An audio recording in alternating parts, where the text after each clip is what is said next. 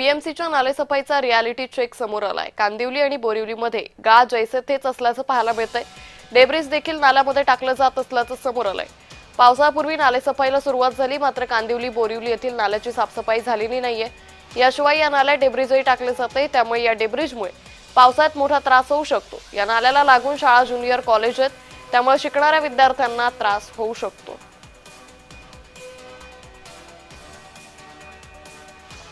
नाल्यामध्ये वरून माती टाकलेली आहे त्या लोकांनी। त्याचं काय करायचं आता नागरिकांनी? कुठे जायचं? हां, खुर्चीवर जाऊन बसलेले आहेत नेते लोक।